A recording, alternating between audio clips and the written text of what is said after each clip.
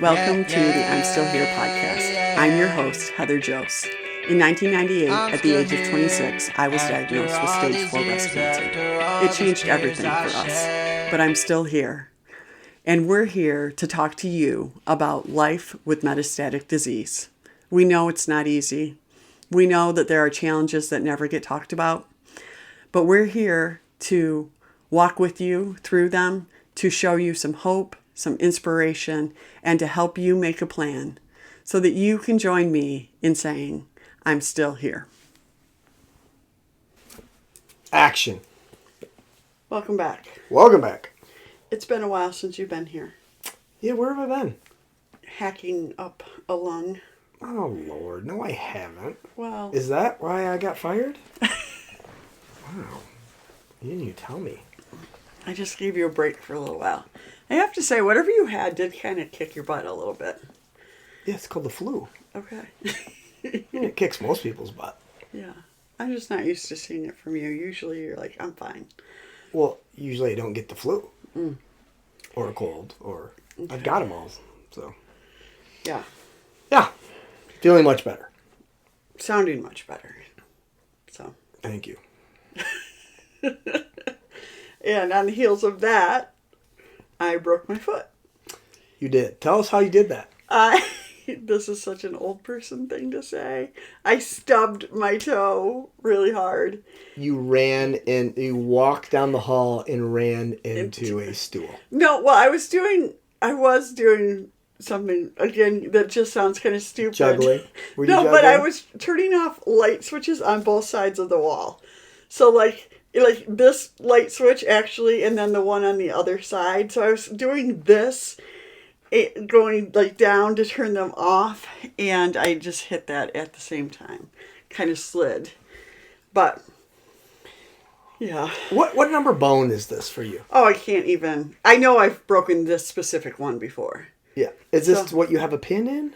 No, I had a pin on the outside, okay. On the 5th metatarsal. So this is, I think, the 4th metatarsal, but it's closer to my toe. Okay. Versus the 5th metatarsal was the... Kind of like a boxer's fracture of your foot. Yeah, I don't know. Yes. Mm-hmm. Yes. Okay. So, but... I feel like at this point, no need for an x-ray. No. I'm very well aware of what bone it is. I asked you to go and get the boot, which was downstairs, and you did that. But the boot's kind of overkill for this kind of fracture, too. So I ordered a shoe off of Amazon. Wore it for 2 days, and then right back into tennis shoes. Well, a couple things with that. Like, one, I was driving. I did wear it for actually 1 day. I got it on maybe 2 days. But I got it, and then I was driving. I can't drive with it on because it's like this big flat thing, and it's just bigger than a regular shoe would be. So I didn't drive with it on.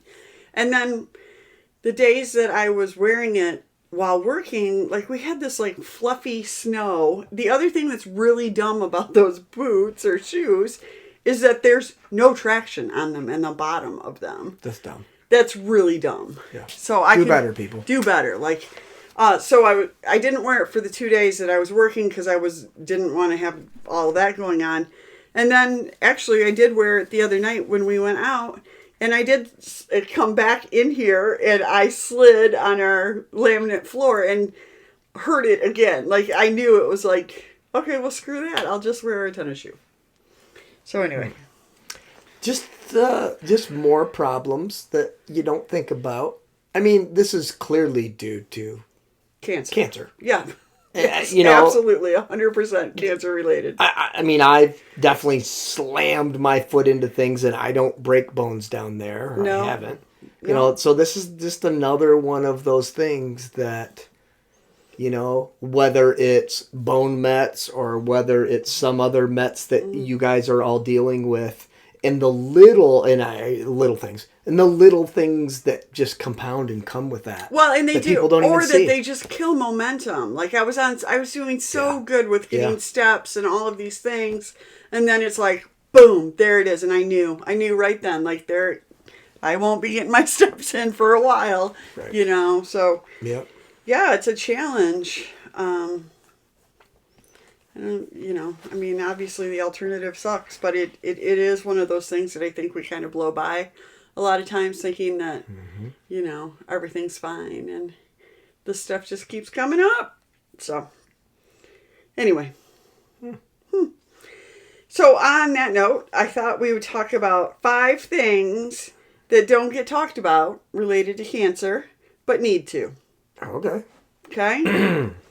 And the first one is just that a cancer diagnosis changes everything, especially a metastatic diagnosis. Like, I just feel like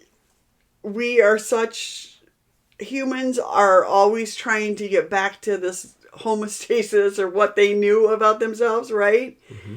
That it's like, okay, so you just got to do this and then everything will be back to normal. This will happen and then everything will be back to normal. Yeah, that's true. And when you were going through it, I think you were trying to get back to normal. I remember very distinctly thinking, no, normal is what got me here. Why would I return to normal? Yeah, but I'm not talking about your body. I'm not talking about even that stuff. I'm talking about a normal day of going to work, watching TV, going to a sporting event.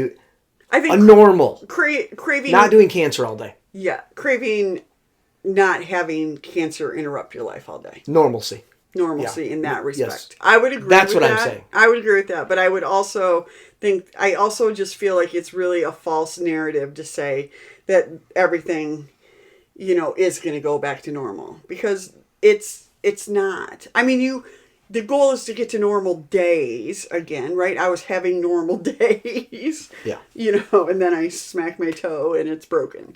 But I think it's almost like this.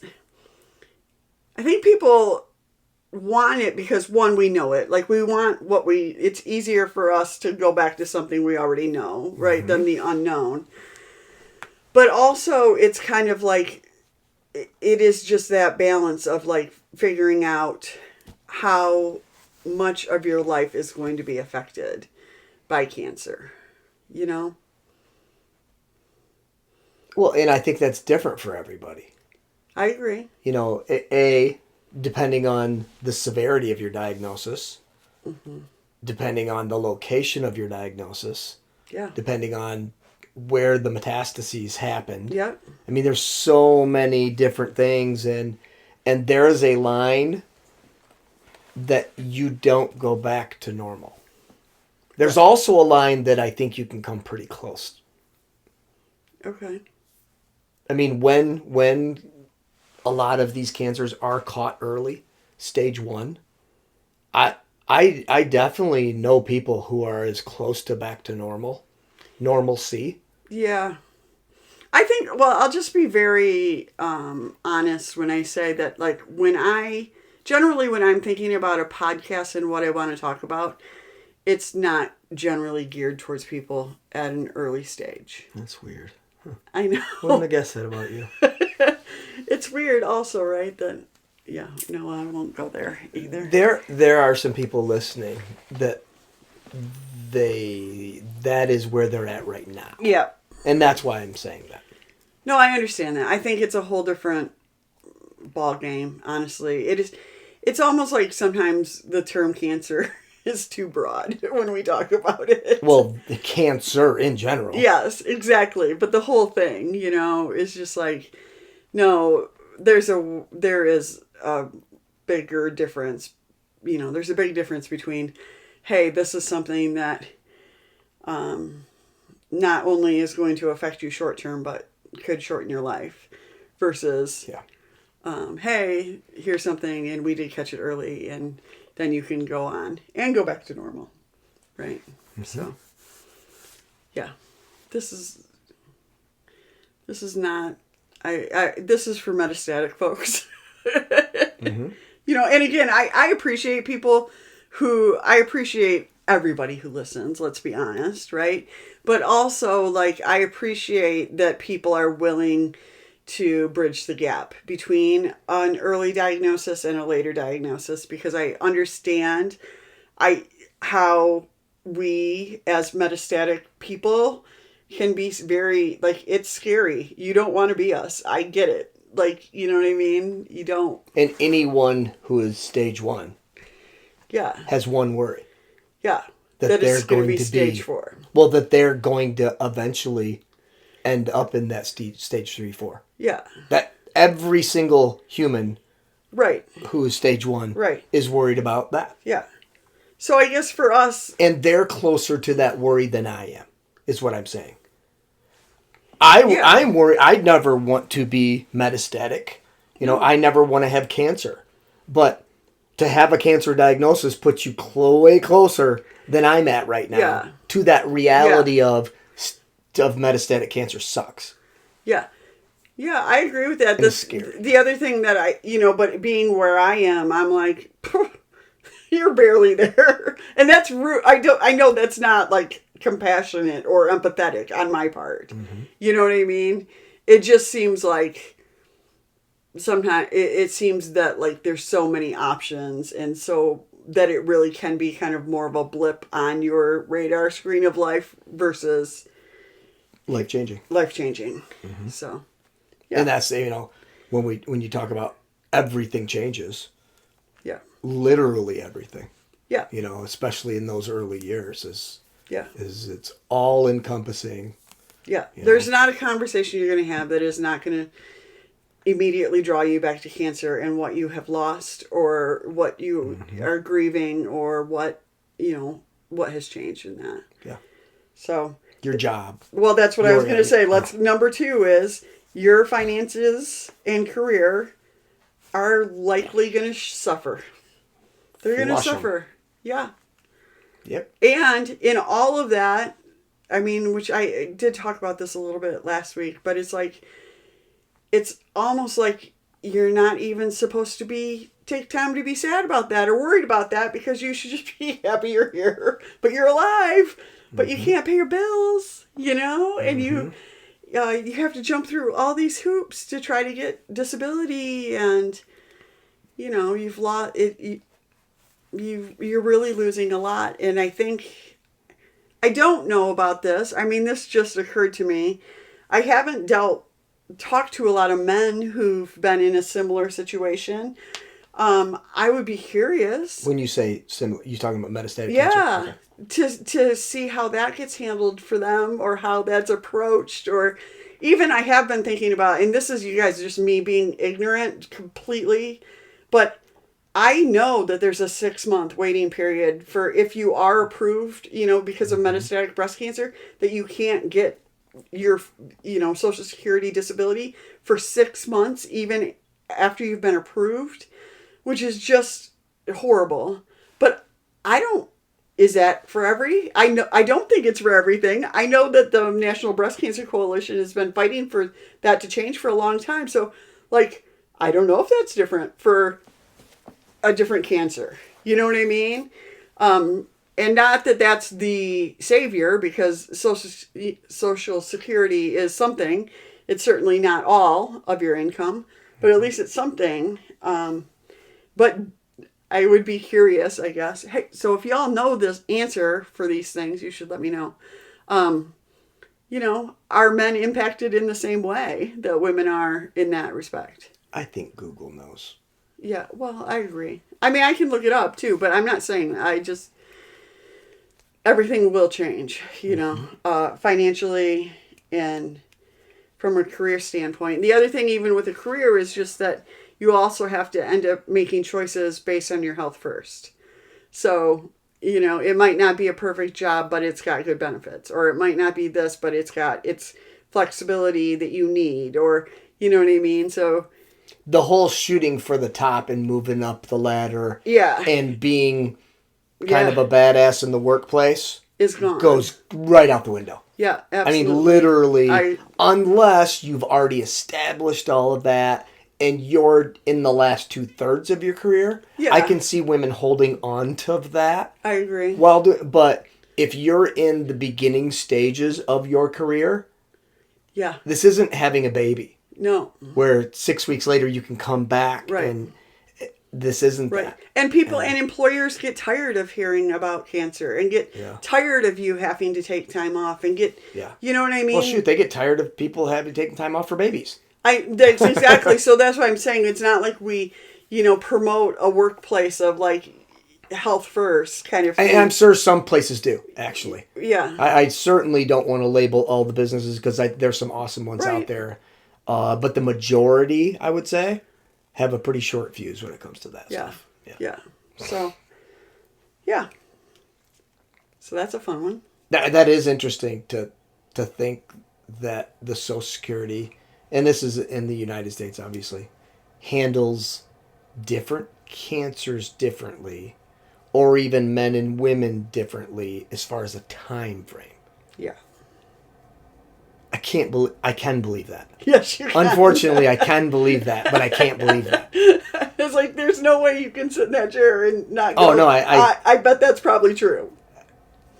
Yeah.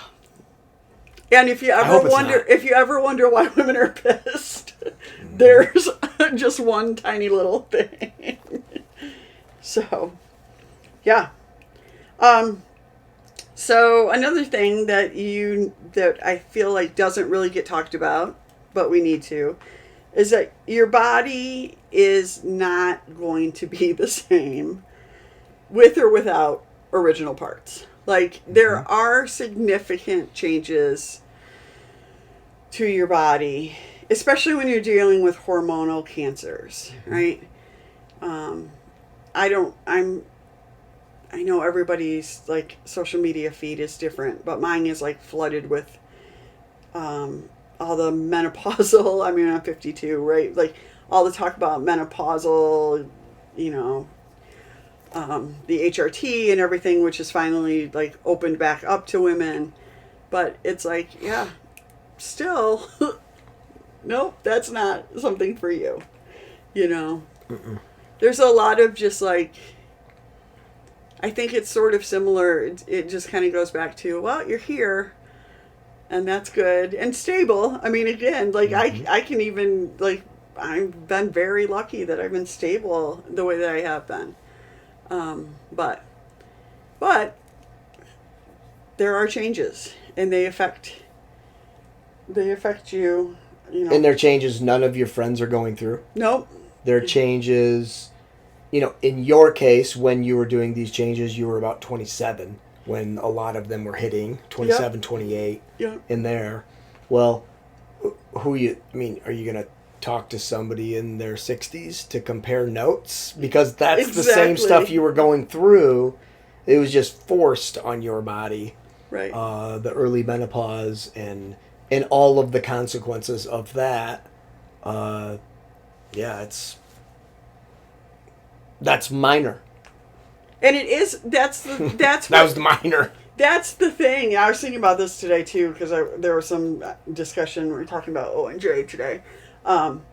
It's like all of this stuff didn't even matter. Oh yeah, throw the biphosphonate at her. Oh yeah, do this. Like, because like the consideration wasn't about me being in my 50s. There was honestly probably no thought of that from their standpoint. That's what I'm saying. That literally, you could probably ask every doctor who was on that team, and to truly, if they had to put $1,000 on the table and name a age when you would pass away due to this cancer, I don't know if anybody would have touched the 30 number. Yeah, I don't either. The truth, right. That's the truth. Maybe some, maybe 30. But 35, no way. And to think 52. Right. So therefore, it's kind of like, how are you going to treat the vehicle you're driving? Well, if you need it for the next 15 years, you're probably going to get those oil changes on time and probably going to do all this. And you're going to be careful what gas you put in and you're going to be washing it every week to get the salt off of it versus, I'm only going to be driving this for the next year. Yeah. I don't freaking care. Yeah. There is some of that. Not that they didn't care. I don't want to put that out there. No, but it was like, also, I do feel like our medical system is a little bit of a, well, just our whole system is a little bit of a, like, more is more kind of thing. So new drug comes out. Yeah. you'll be on it. And here's the top limit, and here's the... Well, this was before the genome got mapped too. Yeah. To be fair for them, there was a lot more throwing a dart at the wall, an educated dart. Yeah. Based on previous experience of age of a patient, type of cancer, and that was it. Mm-hmm. There was no genome and now looking at age, genome, type. Well, when I was diagnosed, they were just starting to type cancers. Yes. They did. I mean, there was a type, at least that. Right. Yeah. Yeah, but though, I mean... 10 years prior to you, there wasn't even that. That's what I'm saying. It was breast cancer. It was breast cancer, and it was like, oh, it's ductal cancer, or it's this. Like, where it originated from, or that kind of thing. But the typing was coming along right on the heels of me being diagnosed, or right prior to that. And Herceptin was a huge driver in that also, right? But, yes. But the whole... It just becomes this balance of, like, grateful for... but not satisfied with, what I've been left with, sort of, in terms of, I think a question I have for Dr. Mariver, when we have her on again, is if you were diagnosed today, you're 26 years old, everything, but now you have all of this knowledge that you have, what would be different in the treatment? Yeah. I bet there's still some things that you'd be like, oh, shit, we're still doing that? Yeah. Because of the 26 and because of where... I don't think it would all be all hormone therapy, and I mean, I still think they're going to hammer you. Yeah. Well, and again, hormone therapy, we're still, even with all that, we're putting women into menopause, which is a significant life change. It is. And I now look at it and go, I've been in menopause for 25 years. Yeah. So, okay, I'm a 75, my body's 75? You know what I mean? Like, where's my body at in all this? Does it know it needs to keep going? Does it know it's 52? Right. Because we gave it all the signals that it's not. Like, those are the things that I just go, who's thinking about this? Well, it hasn't been studied. I know. Because you are the study, and many about in the same range as you. You are that study. Yeah. Because prior to that, that's a good question. I should reach out to Dr. Mariver about that, too. Well, there's two questions for her. All right, we should make some notes. Dr. Mariver, we have questions. If you're listening. You know she is. She commented today. So, yeah. So your body's not going to be the same. It's just not. You still got to love it, and you still got to work with it, and you still... Is it okay to be pissed with it? I think sometimes. Okay. I think it's okay to be... I don't know if it's pissed so much as, like... Frustrated. Frustrated. Yeah, I would say frustrated is probably better. I also feel like... Cheated. There we go. Yeah. And that's not my body's fault. That's what's happened to it. Right. You know what I mean? Right. Like, I do feel like in that respect, my body's doing the best it can do. And honestly, it's come back. It's actually, I feel like certain things, libido even, we've talked, some things have gotten better, right? Some of that's for a variety of reasons. But I think my body's doing really kind of the best it can do. And my gosh. Yeah. For getting the crap kicked out of it. It does get the crap kicked out of it. And like even, there haven't been a ton of huge issues. So, well. I think a lot of people would disagree with you. No. I just meant like recently. Oh, recently. Okay. Recently. Yeah, like, sure. I mean. In the last 2 years. It's been, yeah. This is our time frame that we deal with. Actually, it's been great. The last week, I haven't broken my foot. Well, I was thinking, we did go to the ER, but never mind that. Shit. Like, another day. Story. You and all of you metastatic people just have different definitions to some extent of bad. Well, yes, because I feel like or crazy. Well, or chaos. Or unhealthy. You have different definitions. Yeah, but if I just wallowed in the fact that everything was, like, not great, like, my life would suck. You know what I mean? I'm not saying wallowing in. I just literally I mean, the fact in the last decade, you've had some unbelievably major surgeries, Yeah. and you've almost forgot about them. I know. Yeah. Like your face got peeled back, hon. They peeled your flippin' face back. Yuck. I know, That's not... but that's like a thing of the past. That happened 5 years ago. Yeah. Like some major, major things, and I think you're just so resilient or so move-onable or whatever that's called that you just go, well, recently it's been good. You know what I mean? Yeah. That says something about you. Well, I think, I think if you were to talk about like characteristics, I think resilience and perseverance, grit would be super high For sure. for me, right? No doubt. Yeah. I'm a pretty tough person who is able to talk myself into most anything in terms of enduring, In a positive way. In a positive way. For sure. Yes. You are. So, That is true. yeah. All right, number 4.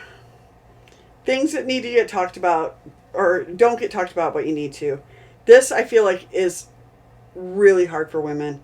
You need to prioritize yourself in this.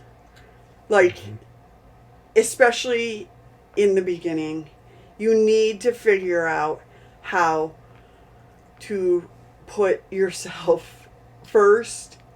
And I mean that in a way that is like unloading some of the mental things that you carry for everybody else. That how do you, I think about it when people are diagnosed and they're talking to me about how they're feeling, but they're really talking about how their mother is feeling. And I was like, no. Like, you can't, you can do whatever you want. I just think that we as women do not do enough to protect ourselves. Yeah, and what popped into my head when you first said that was put yourself first. I thought, like, physically. Okay. And that's not really where you were going there. No. I'm talking about, yeah, somebody else can take the kids there. Somebody else can make dinner. Somebody else can... But the physical things, because you need to be taking care of yourself physically and doing the things needed in order to fight cancer.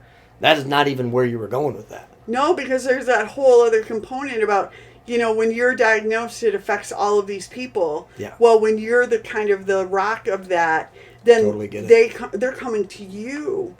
And what you really need for people who care about you is to be really honest with them and say, I need you to talk about that with somebody else.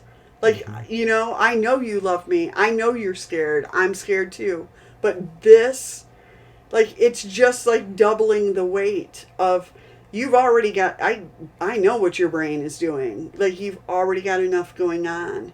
So it's actually it feels like compassion to me for somebody to be willing to consider how the person who is diagnosed is actually feeling and what support truly looks like, Yeah. in that respect. And all those other things are great too. I mean, how can I lighten your load, maybe free up some of your time, but how can you, like, mentally lighten somebody's load? That's a huge thing. Yeah. And probably impossible in some people's lives. I think absolutely, but I'm not going to stop challenging it because I think it's so important. I think it's impossible when we talk about kids. Moms aren't going to stop being moms. No, I agree with that. And that's a big load. I mean, there's just no way around it. That's a big load. Being a mom. Yeah. I agree with that. I also think, though, that a lot of times kids, of course, can be scared and can be all of those things. And they say things. A lot of times they say them, though. You can kind of deal with them. You can talk about them. I think it's, for me, more thinking about, like, the adults around you. And it might be an adult child, like, or it might be something like that actually just cannot observe a boundary or cannot, because you've always met their needs, does not have a way to get their needs met any other way. Kids, yes, you're meeting their needs and they know that, but it's a little bit more, dare I say, like simplistic. Mm-hmm. You know? Oh, I know what you're saying. So, Yep. yeah. And then number 5, you don't have to ask all the questions. So, I just feel like when people get diagnosed, they feel like they have to know everything about everything. And I think TV shows and movies are a little to blame for that. yeah, I don't know. I get that we're all different, but you know what? There is such a thing as too much information, especially in this. You're trying to create a world that is kind of this perfect healing place, and it needs the least amount of information possible. It needs, I am healthy, I am strong, I can do these things. Not, it needs to be able to counter all the what ifs. It needs all of that. Not. We almost need to make a guide for everybody who has not been diagnosed with cancer yet. Because by the time they go to that first appointment, like you're saying, they're trying to get every question under the sun answered. And it's the cat's out of the bag for some of those answers. Yeah. That are going to be with them for the rest of their lives. Yeah. And we talk about this in the guides. We talk about this in previous podcasts and stuff, how you don't need to know this. Yeah. And you may be better off well, not you don't knowing even, this. and again, like you, I feel like you're backing your doctor into a corner when you say, what are my chances? Or what are the statistics on I this? wish it was all that way instead of the doctors just supplying. I'm just saying, I think it does sometimes go both ways, Probably. right? There was none of that in my conversations were, stop, we're not talking about this. Like, stop. Yeah, but I think you're unusual there. I know. I think 99.9% of people are the opposite of... Well, I think there's also, like, this feeling that, like, it seems irresponsible to not ask a lot of questions, right? I don't know. It seems... We both have no problem going when people ask us questions. I don't know. Yeah. But I don't care. Yeah. Yeah, but I don't know. Yeah. Whatever. Yeah, there is a healthy or unhealthy amount of curiosity when it comes to people's diagnoses and what about everything. I don't know if it's healthy or unhealthy. I have you as an example, and in no way was any extra information healthy to the mental side of living with this thing healthy. All of that information is bad. Yeah. That's just the truth. Like it or not. I don't really care. No one can convince me that knowing where metastases are makes a difference in your treatment for you. Yeah. For you. Yeah. No one can convince me that you have to know everything about a medicine. Right. No, you don't. Yeah. No one can convince me of any of these things. They only bring your focus to that. And your focus really shouldn't be on any of that. It should be on I agree. surviving. Healing. Yeah, I totally agree with that. I think I think that is one of the ways that I am very different from other people in terms of how I have handled not only... Do you open up that Pandora's box and just have to follow it then? Once you open it? Well, I feel like... No, I don't... The questions that we get on social media and those kind of things that I read, they didn't just get diagnosed. No. A lot of them have been dealing with this for 4 years, 5 years, 7 years. Yeah. Repeat, this kind of stuff. Yeah. And they are just asking every question under the sun that you wouldn't have asked one of them.